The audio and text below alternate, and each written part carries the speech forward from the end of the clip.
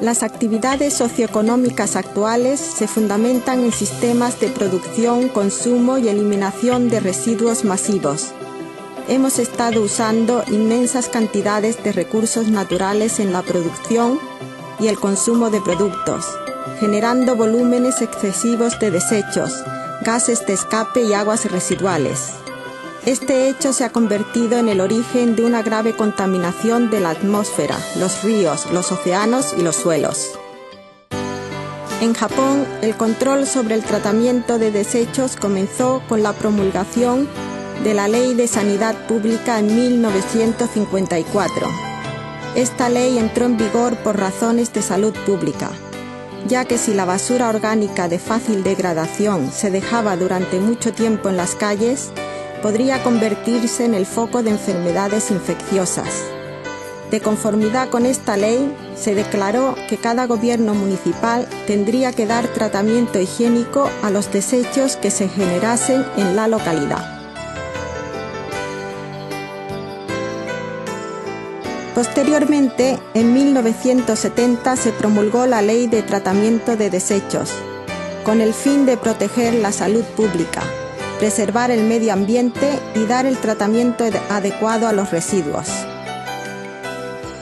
Paralelamente a esta ley, se estableció el actual sistema básico de tratamiento de desechos en Japón, que divide a los desperdicios en dos categorías: desechos comunes y residuos industriales, y los gobiernos municipales tienen el deber de procesar por sí mismos los desechos comunes, mientras que las empresas deben hacer lo mismo con los residuos industriales. Sin embargo, en la misma época en que se proclamó esta ley, comenzó a crecer la economía y a mejorar el estilo de vida de los japoneses, lo cual trajo consigo un notable aumento en el volumen de basura. Y surgió un nuevo problema, la evidente escasez de instalaciones de tratamiento. Además, el sucesivo vertido ilegal de basura y su inadecuado procesamiento provocaron que aumentase la desconfianza de los japoneses en las medidas de control de desechos. Las medidas convencionales, que se basaban principalmente en el tratamiento de desechos, estaban llegando al límite de su capacidad. Bajo estas circunstancias, la Ley de Tratamiento de Desechos se tuvo que enmendar dos veces, en 1991 y en 1997. Las enmiendas tienen el propósito de hacer que las medidas de procesamiento de desechos comunes sean más integrales, incluyendo el control del vertido y la reducción del volumen de estos, y se logre recuperar la confianza de los japoneses en lo que respecta a estas medidas. Asimismo, a fin de promover el uso y el reciclaje efectivo de los recursos, en 1991 se promulgó la Ley de Fomento al Uso de Materiales Reciclados, mientras que en 1995 entró en vigor la Ley de Reciclaje de Envases y Envoltorios, y en 1998 la Ley de Reciclaje de Electrodomésticos.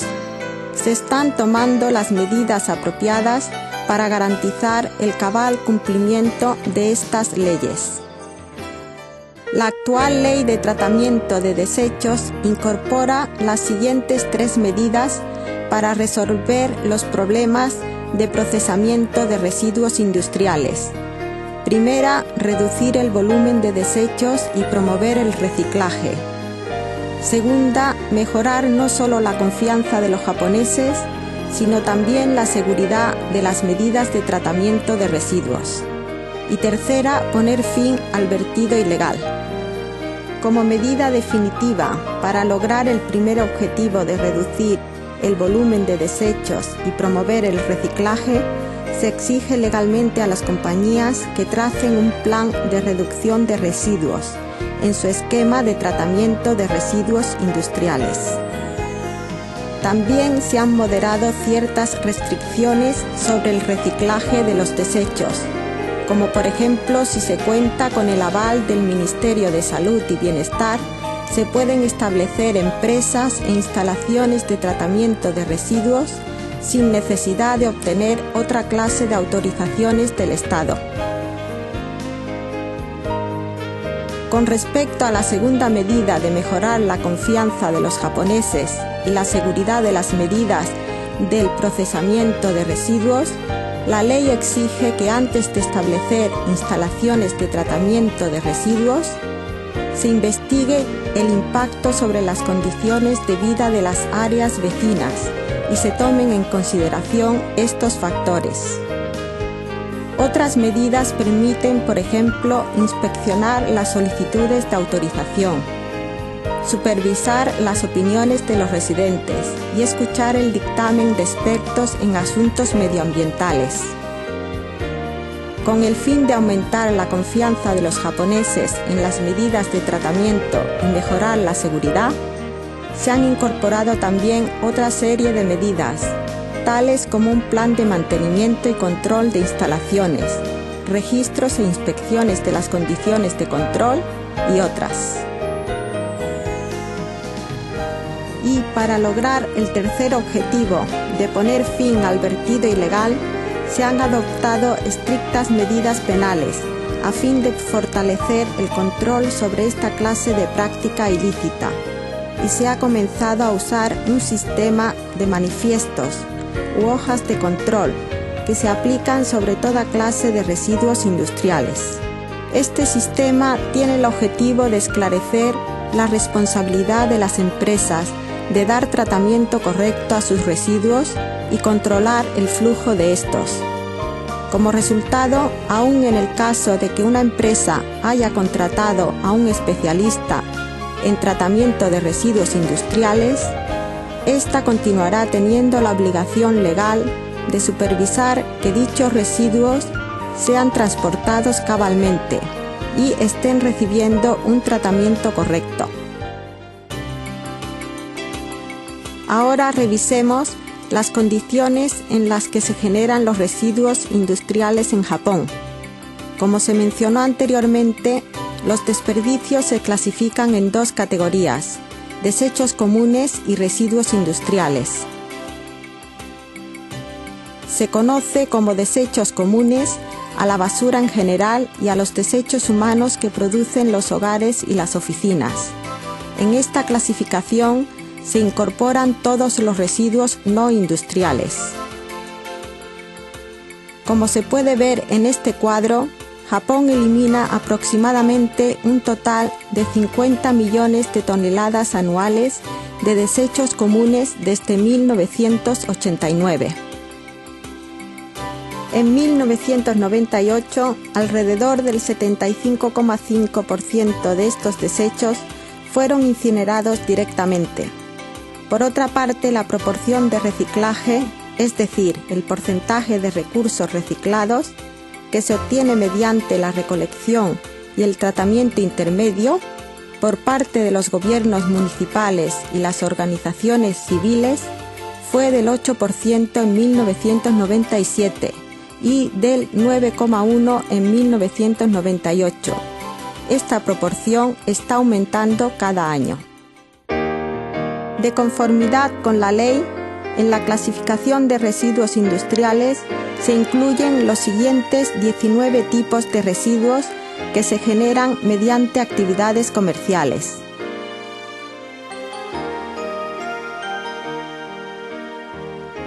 Desde 1990, las condiciones de vertido anual de residuos industriales en Japón se mantienen a un nivel estable de aproximadamente 400 millones de toneladas. Por categoría, alrededor del 80% de estos residuos consisten en sedimentos y excreciones animales, así como residuos de construcción y demolición. Por actividad comercial, menos del 20% lo integran las áreas de construcción, agricultura y servicios públicos, tales como el suministro de electricidad, gas y agua.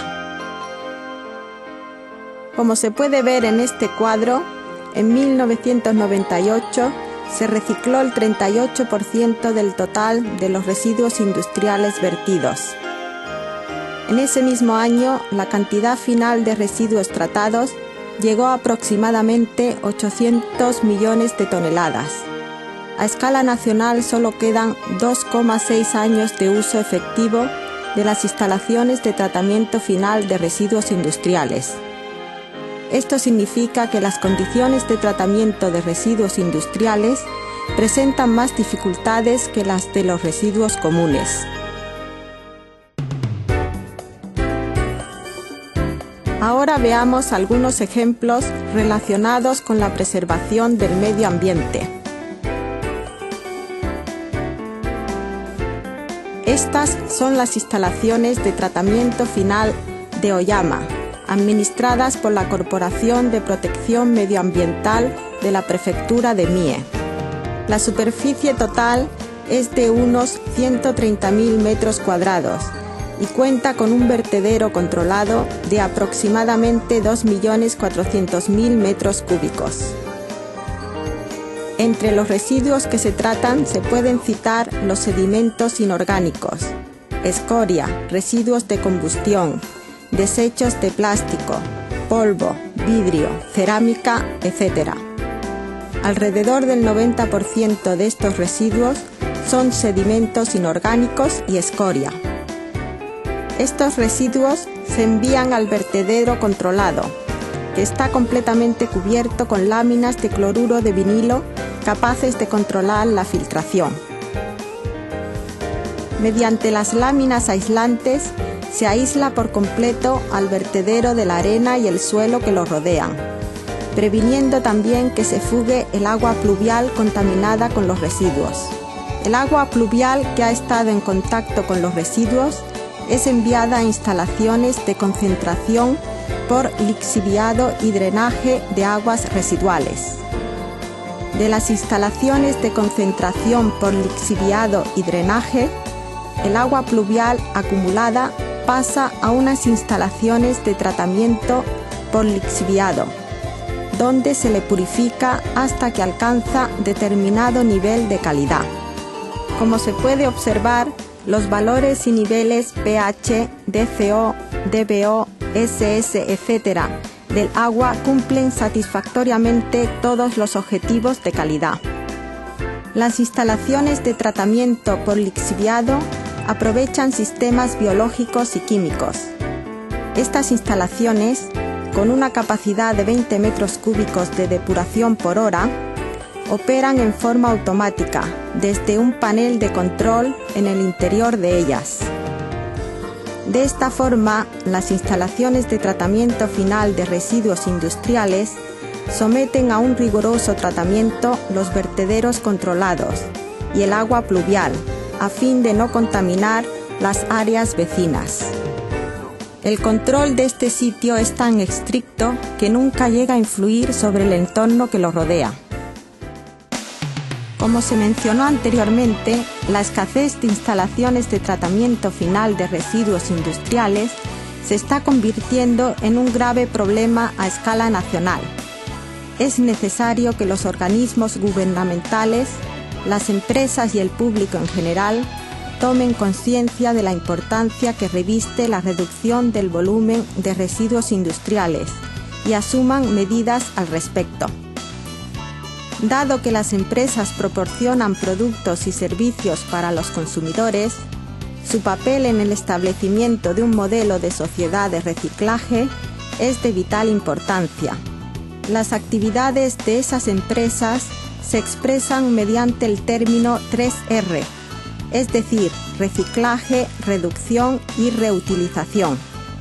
Mediante el reciclaje se regeneran los residuos industriales para volver a usarlos como recursos. A través de la reducción se revisan los procesos de fabricación para restringir los residuos industriales, y la reutilización significa usar varias veces los recursos existentes. Para cumplir efectivamente las 3 Rs, es necesario desarrollar las siguientes actividades comerciales. Por ejemplo, los residuos de un determinado sector industrial se transforman en la materia prima de otro sector industrial. Por consiguiente, hallar a los usuarios potenciales de los materiales residuales, crear una red de comunicación entre distintas industrias y desarrollar nuevos productos serán factores esenciales en la interacción de las actividades 3Rs. Taihei Osemen, el principal fabricante de cemento en Japón, aprovecha las actividades 3Rs en su planta de Fujiwara. En esta planta, que produce al año 2.500.000 toneladas de cemento, se regeneran con eficacia los residuos y los derivados de otras industrias para su utilización como material de combustión en cada proceso de la producción de cemento, así como en la materia prima para la fabricación de este producto. Esta planta obtuvo la aprobación ISO 9000 en junio de 1997 y la aprobación 14000 en abril de 1998. Simultáneamente, Taihei Osemen decidió poner en marcha sus políticas medioambientales y comenzó a aplicarlas como parte de las actividades de sus trabajadores. En su política medioambiental, esta empresa declara que, consciente de su posición como fabricante de cemento, cumplirá su papel social, contribuyendo a la reducción del volumen de los vertederos de residuos mediante el aprovechamiento de los desechos y productos derivados de otras industrias. Aproximadamente el 28% del combustible que utiliza esta planta proviene de neumáticos y desechos de aceite, así como carbón no quemado y otros materiales obtenidos a través de precipitado electrostático. El volumen total de estos residuos que generan otras industrias asciende alrededor de 100.000 toneladas anuales. Asimismo, un 11% de la materia prima se obtiene a partir de residuos industriales, tales como cenizas de carbón, materiales férricos, sedimentos, etc. Es decir, aproximadamente 610.000 toneladas anuales. En otras palabras, con 100.000 toneladas de residuos utilizados como combustible y 610.000 toneladas de materia prima para el cemento, se logra reciclar y reutilizar un total aproximado de 710.000 toneladas de residuos industriales. Los neumáticos descartados y los desechos de aceite forman parte del combustible que alimenta una torre RSP, torre con precalentador de suspensión reforzada. Este equipo, que introduce los neumáticos descartados en la torre RSP, los envía primero a una tolva para neumáticos, transportándolos y arrojándolos en un proceso completamente automatizado. La velocidad de inserción de los neumáticos descartados es controlada a través de una computadora y se cambia cada momento de acuerdo a las condiciones de combustión y la proporción de componentes de materia prima. Además de los neumáticos usados, también se carga automáticamente al equipo con lodos de desechos de aceite y carbón no quemado. Para cada material se utiliza un equipo distinto. La materia prima, como cenizas de carbón, sedimentos, cenizas y arenas generadas en la fundición, y otros componentes que se reciclan en la fabricación del cemento, se mezclan en un moledor junto con las materias primas principales de cemento pulverizado, tales como carbón, arcilla y materiales férricos. Tras estos procesos, el material mezclado se introduce en la torre RSP y se calcina en un horno. El volumen de carga de los residuos y de la materia prima es continuamente controlada. Con un espectrómetro de rayos X fluorescentes, los componentes de la materia prima mezclada es analizada. La materia prima calcinada se mezcla posteriormente con yeso y se tritura para transformarla en el producto final, es decir, en cemento. Como acabamos de ver, la industria del cemento en Japón es consciente de su responsabilidad social y se esfuerza por contribuir a la reducción de los residuos industriales, adoptando un sistema de control ambiental basado en tecnología de reciclaje de alto nivel. La industria automotriz en Japón también se esfuerza en promover el reciclaje. Esta es la planta de reciclaje de Toyota Motor Corporation. Esta planta cuenta con las primeras instalaciones del mundo que pueden reciclar polvo de trituradora, que hasta ahora se había tenido que eliminar porque no existía ninguna forma de aprovechamiento. El polvo se criba y se selecciona en esta planta.